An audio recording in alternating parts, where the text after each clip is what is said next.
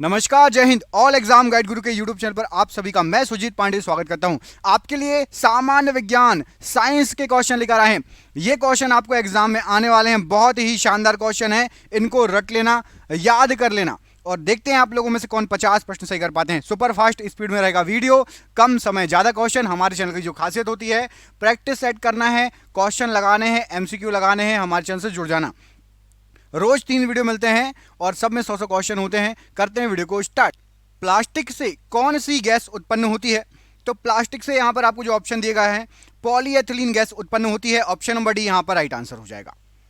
लौह आवश्यक है इनमें से किसके लिए? तो लौह जो है ये हीमोग्लोबिन आरबीसी के निर्माण के लिए, सामान्य स्वास्थ्य बनाए रखने के लिए, शरीर के ऊतक तथा ऑक्सीजन पहुंचाने के लिए। तो उपरोक्त सभी ऑप्शन नंबर डी यहां पर राइट आंसर हो जाएगा। हीमोग्लोबिन या लौह आवश्यक है। हेरोइन प्राप्त होती है, तो हेरोइन जो प्राप्त होती है वो अफीम पोस्ता से प्राप्त होती है। ऑप्शन नंबर सी, अफीम पोस्ता से हेरोइन प्राप्त होती है। जल द्वारा परागण कहलाता है, तो जल के द्वारा परागण ये कहलाता है आपका हाइड्रोफिली। यहां पर आपका ऑप्शन नंबर बी, हाइड्रोफिली जल के द्वारा परागण कहलाता है, राइट आंसर हो जाएगा। हेनले का लूप का कार्य संबंधित है, तो हेनले का लूप का कार्य जो है उत्सर्जन तंत्र से संबंधित है। यहां पर ऑप्शन नंबर ए, उत्सर्जन तंत्र राइट आंसर हो जाएगा। शरीर में भोजन ग्रहण करने की प्रक्रिया को क्या कहा जाता है? तो भोजन ग्रहण करने की जो प्रक्रिया होती है उसको अंतः ग्रहण कहा जाता है। ऑप्शन नंबर सी, अंतः ग्रहण प्रश्न के लिए बिल्कुल सही आंसर है। वैसा पोषण जिसमें जीव अपना भोजन अन्य जीवित जीव के शरीर से बिना उसे मारे प्राप्त करते हैं, उसको क्या कहा जाता है? तो ऐसे भोजन को क्या कहा जाता है? राइट आंसर हो जाएगा परजीवी पोषण। ऑप्शन नंबर यहां पर भी परजीवी पोषण प्रश्न के लिए बिल्कुल सही आंसर है। किसी जीव द्वारा पोषक तत्वों का सेवन और उनके उपयोग की प्रक्रिया को क्या कहा जाता है? तो जीव के द्वारा पोषक तत्वों का सेवन और उसका उपयोग ये न्यूट्रिशन या पोषण कहलाता है। ऑप्शन नंबर ए, न्यूट्रिशन या पोषण राइट आंसर है। सापेक्षता का सिद्धांत का प्रतिपादन किसने किया था? तो सापेक्षता का सिद्धांत का प्रतिपादन आइंस्टाइन। ऑप्शन नंबर ए यहां पर आइंस्टाइन प्रश्न के लिए बिल्कुल सही आंसर हो जाएगा, सापेक्षता के सिद्धांत के लिए। इंजनों में रेडिएटर का प्रयोग क्यों किया जाता है? तो इंजनों में रेडिएटर का प्रयोग किया जाता है इंजन को ठंडा रखने के लिए। ऑप्शन नंबर बी, इंजन को ठंडा रखने के लिए राइट आंसर है। एक समतल दर्पण की वक्रता त्रिज्या कितनी होती है? तो समतल दर्पण होगा उसकी वक्रता त्रिज्या अनंत होगी। ऑप्शन नंबर बी, अनंत राइट आंसर हो जाएगा। केपलर के किस नियम के अनुसार पृथ्वी अपनी कक्षा पर एक समान दर की गति से नहीं घूमती? तो केपलर का वो जो नियम है राइट आंसर हो जाएगा। द्वितीय नियम के अनुसार पृथ्वी अपनी कक्षा पर एक समान दर से गति नहीं करती। ऑप्शन नंबर केपलर का द्वितीय नियम है ये। किसी भी ध्वनि की पिच तारत्व उस ध्वनि तरंग की किस पर निर्भर करेगी? तो पिच जो निर्भर करेगी राइट आंसर हो जाएगा ये तरंग आवृत्ति पर निर्भर करती है। ऑप्शन नंबर ए, तरंग आवृत्ति राइट आंसर हो जाएगा। ईमेल का आविष्कार डैश ने किया? तो ईमेल के आविष्कारक इनमें से माने जाते हैं आपका रे टॉमलिसन। ऑप्शन नंबर यहां पर बी, रे टॉमलिसन प्रश्न के लिए राइट आंसर हो जाएगा, ईमेल का आविष्कारक। कंप्यूटर साक्षरता दिवस कब मनाया जाता है? तो कंप्यूटर साक्षरता दिवस ये आपका 2 दिसंबर को मनाया जाता है। ऑप्शन नंबर डी, 2 दिसंबर राइट आंसर हो जाएगा। एक फोटो सेल में प्रकाश ऊर्जा को परिवर्तित किया जाता है, तो फोटो सेल जो होता है उसमें प्रकाश ऊर्जा को विद्युत ऊर्जा में परिवर्तित किया जाता है। ऑप्शन नंबर यहां पर डी, प्रकाश ऊर्जा को विद्युत ऊर्जा में परिवर्तित किया जाता है। एक नॉटिकल मील कितने किलोमीटर के बराबर होता है? तो एक नॉटिकल मील 1.85 किलोमीटर के बराबर होता है। ऑप्शन नंबर यहां पर सी, 1.85 किलोमीटर राइट आंसर है। मनुष्य के शरीर में पैर की हड्डी कैसी होती है? तो मनुष्य के शरीर में पैर की हड्डी खोखली होती है। ऑप्शन नंबर 1 खोखली होती है, राइट आंसर है। वर्तमान युग को विश्व युग नाम दिया गया है, तो वर्तमान युग को विश्व युग ये रेशेल कार्सन ने दिया है। ऑप्शन नंबर ए, रेशेल कार्सन ने वर्तमान युग को विश्व युग नाम दिया है। एक जीव द्वारा दूसरे जीव के भक्षण से हानि होती है, तो एक जीव का दूसरे जीव जो भक्षण करता है उससे ऊर्जा की हानि होती है। ऑप्शन नंबर सी, ऊर्जा प्रश्न के लिए बिल्कुल सही आंसर है। 2 या 2 से अधिक समुदाय के बीच साफ साफ परिभाषित या एकीकृत सीमा को पारिस्थितिकी में क्या कहा गया है? तो इसको कहा जाता है पारिस्थितिकी में ecotone. Option number B, ecotone प्रश्न के लिए बिल्कुल सही आंसर हो जाएगा। ऑप्शन नंबर बी प्रश्न के लिए बिल्कुल राइट आंसर हो जाएगा। अगला क्वेश्चन देखिए, पारिस्थितिकी विकास इकोलॉजी डेवलपमेंट शब्द को प्रतिपादित किया था? तो राइट आंसर हो जाएगा जो इकोलॉजी शब्द है ना, इसको अर्नेस्ट हीकल ने प्रतिपादित किया। ऑप्शन नंबर यहां पर भी अर्नेस्ट हैकल या अर्नेस्ट हीकल राइट आंसर हो जाएगा। हाल ही में खोजा गया परितंत्र इनमें से कौन सा है? तो हाल ही में आपका वेंट परितंत्र खोजा गया है, निकास परितंत्र। ऑप्शन नंबर यहां पर ए, वेंट या निकास परितंत्र, प्रश्न के लिए बिल्कुल सही आंसर हो जाएगा। निम्न परितंत्रों में से कौन सा जैविक रूप से न्यूनतम उत्पादक है? तो यहां पर आपको जो ऑप्शन दिए गए हैं इसमें से जैविक रूप से न्यूनतम उत्पादक है बहुत गहरी झील, ऑप्शन नंबर सी बहुत गहरी झील राइट आंसर हो जाएगा। कवक तथा जीवाणु किस वर्ग में आते हैं? तो कवक और जीवाणु ये अपघटक कहलाते हैं, ऑप्शन नंबर ए अपघटक, प्रश्न के लिए बिल्कुल सही आंसर हो जाएगा। कोयला उद्योग में कार्यरत लोगों को कौन सी बीमारी हो जाती है? तो जो कोयला उद्योग में काम करते हैं उनको न्यूमोनोकॉक्स, ऑप्शन नंबर यहां पर ए न्यूमोनोकॉक्स, प्रश्न के लिए बिल्कुल सही आंसर हो जाएगा, बीमारी हो जाती है। आसवान बांध के पीछे नील नदी के हटने से मिस्र में कौन सी बीमारी फैली थी? तो आसवान बांध के पीछे नील नदी हट गई थी, उससे जो मिस्र था, मिस्र देश में जो बीमारी फैली थी वो थी आपकी सिस्टोसोमियासिस, ऑप्शन नंबर यहां पर ए सिस्टोसोमियासिस बीमारी फैली थी, option number A right answer है। किस उद्योग में कार्यरत लोग विसिनासिस रोग से पीड़ित हो जाते हैं? तो विसिनासिस रोग जो होता है ये कपड़ा उद्योग में काम करने वाले से पीड़ित हो जाते हैं, ऑप्शन नंबर यहां पर ए कपड़ा उद्योग राइट आंसर हो जाएगा। कौन सा हानिकारक पदार्थ नाभिकीय विस्फोट के बाद लंबे समय तक सक्रिय बना रहता है? तो नाभिकीय विस्फोट के बाद स्ट्रांसियम 239 ये लंबे समय तक सक्रिय रहता है और ये आपका हानिकारक पदार्थ है स्ट्रांसियम 239, ऑप्शन नंबर सी। वातावरण में सबसे अधिक मात्रा में पाए जाने वाला प्रदूषक कौन सा है? तो सबसे अधिक मात्रा में पाए जाने वाला प्रदूषक है आपका मीथेन, जो वातावरण में पाया जाता है, ऑप्शन नंबर यहां पर बी राइट आंसर है। ग्रीन हाउस गैसों के प्रति व्यक्ति उत्सर्जन में विश्व में प्रथम स्थान पर कौन है? तो ग्रीन हाउस गैसों का प्रति व्यक्ति उत्सर्जन सबसे ज्यादा चीन करता है, ऑप्शन नंबर सी चीन राइट आंसर हो जाएगा। इसमें चीन और यूएसए आगे पीछे चलते रहते हैं, अभी चीन आगे है, ऑप्शन नंबर सी। विश्व स्वास्थ्य संगठन WHO के अनुसार वायुमंडल में निलंबित कणों की अनुज्ञ सीमा कितनी है? तो वायुमंडल में आपकी कितने माइक्रोग्राम? 120 से 150 माइक्रोग्राम, ऑप्शन नंबर ए यहां पर यह सीमा दी गई है 120 से 150 माइक्रोग्राम। अखबार की स्याही में पाए जाने वाला विषैला तत्व कौन सा होता है? तो अखबार की स्याही में लेड होता है, ऑप्शन नंबर बी। पेपर पे रख के खाते हो ना, दुकानों में जाते हो तो जलेबी खाते हो पेपर पे रख के और सामान जो भी खाते हो, तो आपको बता दें अखबार की स्याही में लेड पाया जाता है जो कि एक विषैला पदार्थ है, इसलिए कोरे कागज में खाओ, अखबार के पेपर में कोशिश करो ना खाना पड़े। कमरे में फॉर्मेल्डिहाइड प्रदूषण का सबसे बड़ा स्रोत क्या है? तो फॉर्मेल्डिहाइड प्रदूषण का सबसे बड़ा स्रोत है आपका furniture, option number C furniture right answer है। फोटोकॉपी मशीन में कौन सा प्रदूषक फोटोकॉपी मशीन कौन सा प्रदूषक उत्पन्न करती है? तो जो फोटोकॉपी मशीन होती है वो ओजोन उत्पन्न करती है, ऑप्शन नंबर ए ओजोन, प्रश्न के लिए बिल्कुल सही आंसर हो जाएगा। अगला क्वेश्चन देख लेते हैं, ओजोन, एक सेकंड टिक लगा दूं मैं, ऑप्शन नंबर ए। अगला क्वेश्चन देखिए, एक्वीफर का संबंध किससे है? तो एक्वीफर ये आपका भूमिगत जल से संबंधित है, ऑप्शन नंबर बी भूमिगत जल राइट आंसर है। जिसकी अंतिम सीमा अंतरिक्ष से प्रारंभ होती है, तो अंतरिक्ष सीमा से अंतिम जो लास्ट लगता है वो है आपका बहिर्मंडल या बहमंडल या बाह्यमंडल, ऑप्शन नंबर यहां पर ए राइट आंसर हो जाएगा। वायुमंडल का सबसे परिवर्तनशील तत्व कौन सा है? तो वायुमंडल का सबसे परिवर्तनशील तत्व है आपका ऑक्सीजन, O2, ऑप्शन नंबर यहां पर सी O2 या ऑक्सीजन राइट आंसर है। कम प्रकाश वाले क्षेत्रों में पाए जाने वाले पौधे क्या कहलाते हैं? तो कम प्रकाश क्षेत्रों में पाए जाने वाले पौधे को सीओफिड कहा जाता है, ऑप्शन नंबर यहां पर ए सीओफिड, ये कम प्रकाश में पाए जाने वाले पौधे हैं। कौन सा गर्म रुधिरधारी जंतु है? तो गर्म रुधिरधारी जंतु गर्म खून वाला है, यहां पर जो ऑप्शन दिए गए हैं उसमें से cobra, option number D cobra right answer हो जाएगा। मूंगे कोयल की चट्टानें स्थित हैं, तो मूंगे की चट्टानें जो स्थित हैं यहां पर आपको जो ऑप्शन दिए गए हैं स्थित है आपकी मोस्टली 300 डिग्री नॉर्थ से लेकर 300 डिग्री साउथ अक्षांश पर, 300 डिग्री नॉर्थ से 300 डिग्री साउथ अक्षांश पर मूंगे की चट्टानें मोस्टली स्थित हैं। लंबे ताप परिसर को सहन कर लेने वाले प्राणी क्या कहलाते हैं? तो लंबे ताप परिसर को सहन कर लेने वाले जो प्राणी होते हैं वो प्रठुतापी कहलाते हैं, ऑप्शन नंबर ए प्रठुतापी राइट आंसर है। ज्वालामुखी फटने पर कौन सा प्रकृति चक्र प्रभावित होता है? तो ज्वालामुखी फटने पर आपका फास्फोरस चक्र प्रभावित होता है, ऑप्शन नंबर ए फास्फोरस चक्र राइट आंसर हो जाएगा प्रश्न के लिए।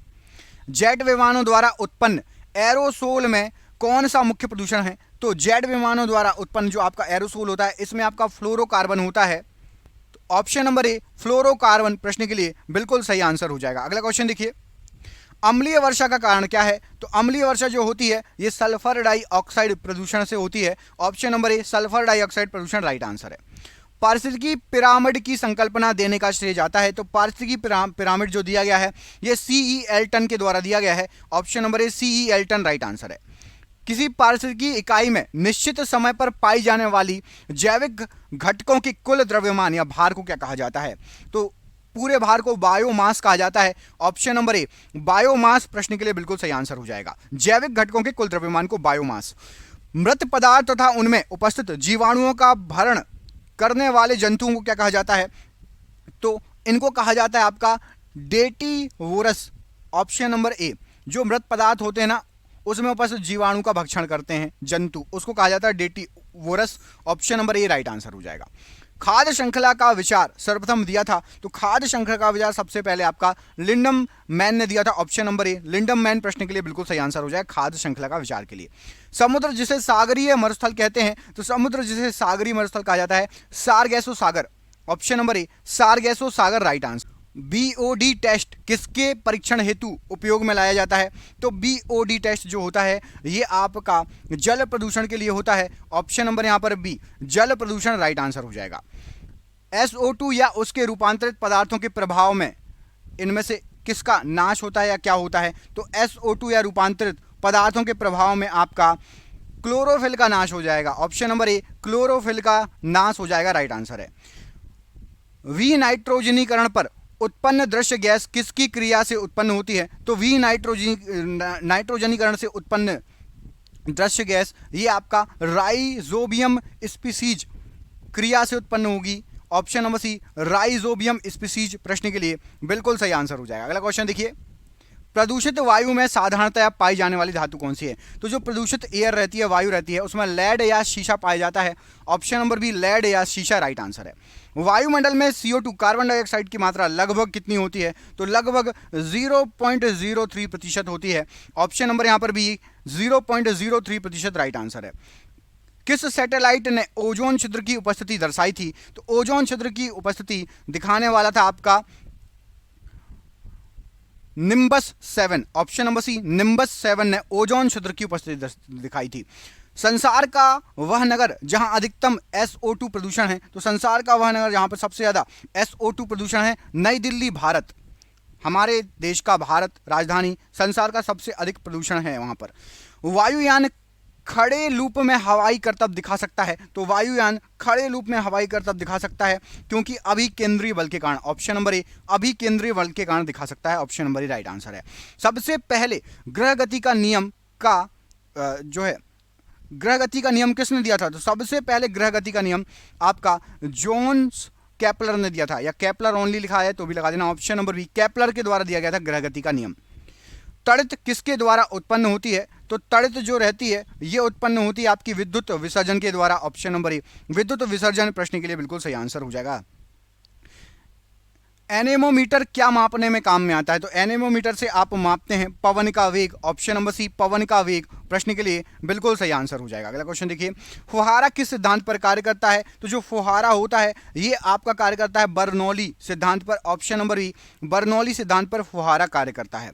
न्यूटन का पहला नियम संकल्पना देता है? तो न्यूटन का सबसे पहला नियम जड़त्व का संकल्पना देता है। ऑप्शन नंबर ए जड़त्व का नियम कहलाता है पहला नियम। किसी बांध की दीवार या नींव आधार पर अधिक चौड़ी होती है, इसका कारण क्या है? तो आधार पर अधिक चौड़ी होगी क्योंकि ज्यादा दाब सहना पड़ेगा। ऑप्शन नंबर सी ज्यादा दाब सहन कर सकती है इसलिए नींव चौड़ी होती है बांध की दीवार। सूर्य की ऊष्मा पृथ्वी पर कैसे पहुंचती है? तो सूर्य की जो ऊष्मा होगी वो विकिरण के द्वारा पृथ्वी पर पहुंचती है। ऑप्शन नंबर बी विकिरण प्रश्न के लिए बिल्कुल सही आंसर है।